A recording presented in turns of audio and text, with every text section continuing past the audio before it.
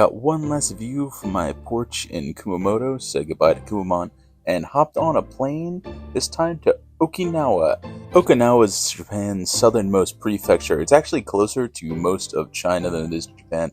I love how you can see like the formation of the islands here.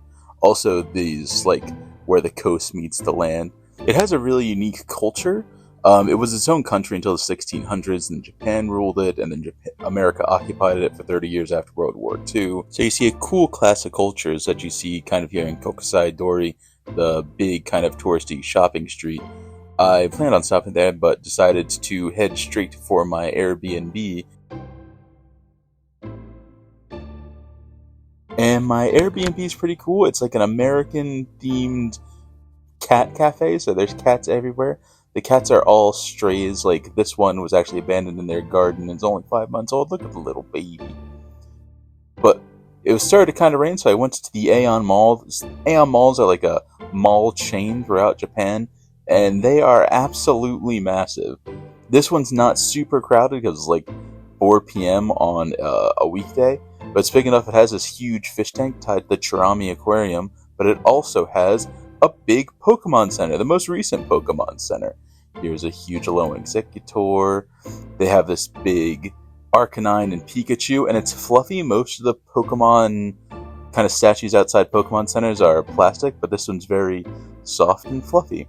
There was a ton of cool Okinawan-themed like stuff around the Pokemon Center, like all these kind of cool coastal Pokemon. They also had this cool section a little bit down away from it that had other Pokemon, including the Okinawan exclusive Pokemon. They're in traditional Okinawan garb.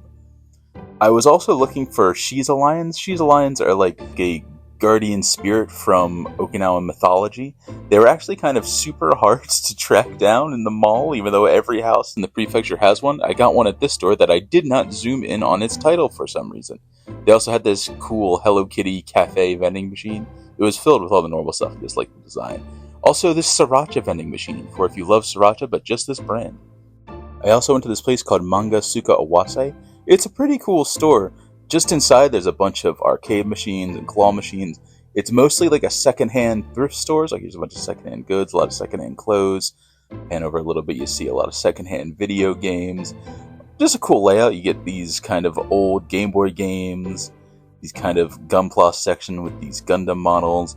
I was mostly there looking at figures, trying to find anything that was like super cool and rare. There was this awesome Natsume figure that was cool and cheap, but huge, so I had no way to get it home. Also, a bunch of these giant plushes that I could not get. I did look over the kind of smaller Pokemon toys, and looking around and wait a minute, that's Bokuto Owl from Haikyuu. What are you doing with the Pokemon, Bokuto? It also had this cool mural in the back in the manga section. Very cool store. I went back to the Airbnb and was greeted by Kenta, another animal that lives at the Airbnb. This one's a formerly stray dog. The next morning, I got up before dawn and was greeted by all the cats that were probably hungry looking for food, but I was out looking for the sunrise. Also, it's super busy here for like 5:45 in the morning. I found this cool park that had these kind of like stone walls that you could go up on. Very cool panoramic. You can look out onto the ocean to hopefully see the sunrise. They also had this sign saying no golfing. I have a feeling this sign was put there after someone tried to do it, and I think an American's probably to blame for it. But as I looked to where it is, I thought this is where the sunrise would be. Tried to find a better spot, and while I was looking for one, the sun rose, so I got this shot from my car. Next, I moved on to the Zakimi Castle ruins. There are castle ruins all over Okinawa. They're called Gusoku. They're castles from the Ryukyuan kingdom period, so before it was kind of controlled by Japan. And there are 3 kingdoms on Okinawa at the time, which is kind of crazy because Okinawa is smaller than like most counties. It's smaller than Newcastle County and Franklin County, the counties where I live in. But the ruins were very cool. A lot of it's been reconstructed because of like time, but a lot of the base were all real and original materials. Also, just cool to think of. This was like in the 1500s or 1400s was this one was made, and you get this cool kind of like pan around to get the sunrise over the ruins. Next, I stopped at the Great Shisa Lion. So Shisa lions, I mentioned, were the guardian spirits. This one's just a huge one that's in kind of a touristy section. There's a lot of like restaurants and places. There's a small campground across from it. Just impressively large.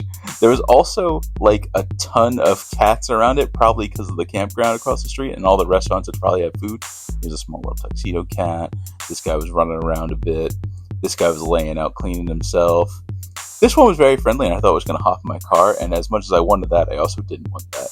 This was also right next to the Zempa Lighthouse, which looks out nice over to the bay. I spent a lot of my childhood going to see lighthouses with my family, so it was cool to come see this one in Okinawa. Next, I headed north to the more sparsely part of the island. You see the power plants there in the distance, more on them later.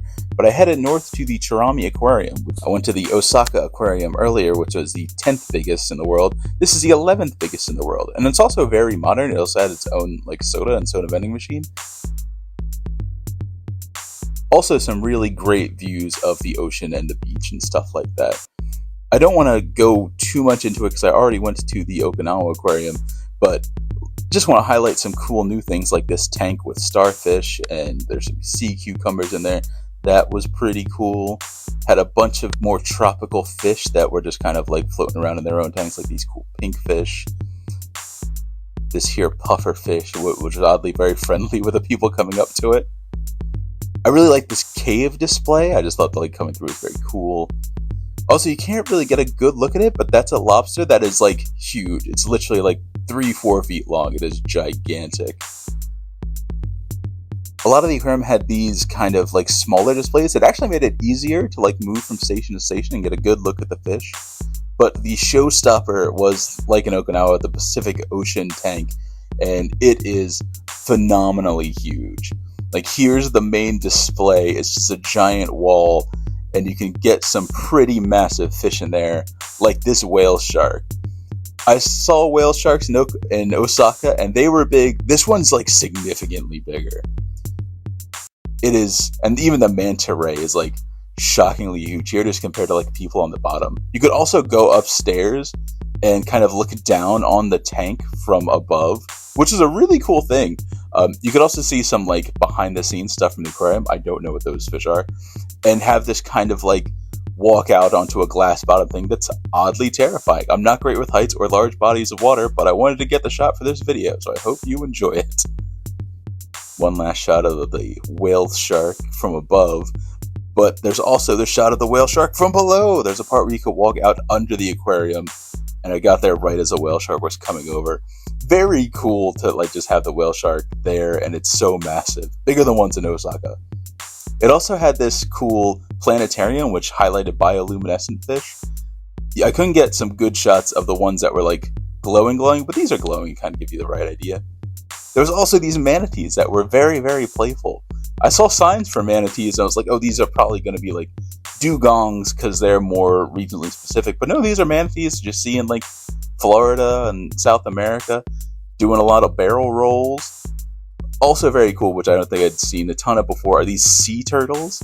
They had little outside spots where they could go and they could sun. This one's popping up its head. Hello, sea turtle. But there's also baby sea turtles. Handful of them just kind of floating around. That was cool. But when I saw the sea turtles, I also saw the massive crowd starting to arrive. So I thought it was time to get out of Dodge and head back down the island. There's these really cool shots of the mountains that I thought were pretty great. Finding some more quiety tourist spots. I just thought, again, the mountains here were really cool. But this is at the Todoroki waterfall. That kind of picturesque waterfall that you'd see in like a lot of Pacific Island type of places. I thought it was really cool because there was like nobody there and you get really close-up shots to it. Also, there are apparently like 3-foot-long eels that live in this river, so hopefully none of them splash down the waterfall. Again, driving down the road. I love the shot of like the beach and the palm trees going by.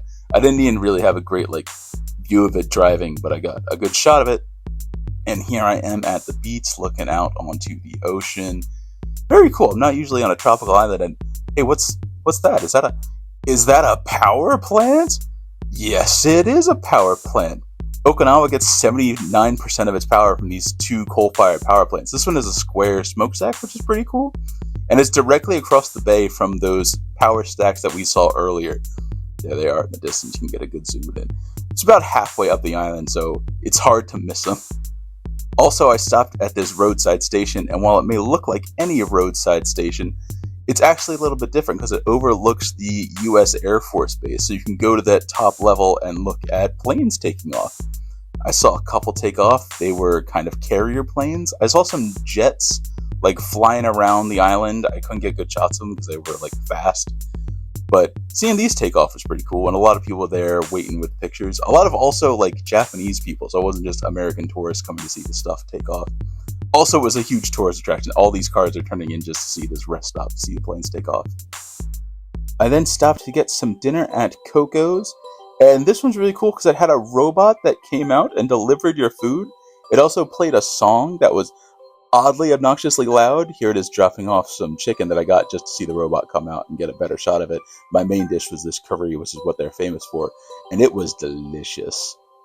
Next, I moved on to the Southeast Botanical Gardens. It was starting to rain, so things get a little foggy. It has a bunch of cool plant life, a bunch of cool like art displays, but the reason I was there is because you could feed capybaras. Look at that capybara munching down on that lettuce. Here I am with another piece, and I accidentally drop it. And it kindly cleans up my mess. Thank you for eating that off the floor, capybara. But once you were done feeding it, it went back into the corner and wanted nothing to do with you. What did want to do with you, that was also in this section, was the spider monkeys that would kind of jump and hop all over you. They were crawling all over me the whole time, pulling at my backpack. They were very cute. It was very cool that they were just kind of like hopping around. This place is actually apparently like a huge tourist attraction, but it was like empty when I was there. Part of that's because it was raining, and part of that's because it was right near its like first closing time. It stays open, or it reopens after 5 to like have like a big light display, and you can kind of get a good look at it, or it doesn't come across great on the video, but when I was there in person, the lights really lit up with how like cloudy and rainy it was, so I kind of got like the bonus. Also, it had this huge Pokemon section that I didn't know was there until I just stumbled across it. There is a big kind of Pokemon X Okinawa crossover thing, promotional thing. So there's tons of Pokemon stuff all over the island. Here's Squirtle and Shaman, which is like the official, like one of the official mascots of Okinawa now. Also, when I got back home, there are the cats. I opened the door, and the cats just all kind of snuck in. That little gray one's a bit of a troublemaker, especially towards that one that was growling at it a lot. This one hopped up on the banister. And that's it, because I forgot an outro. So bye, everybody.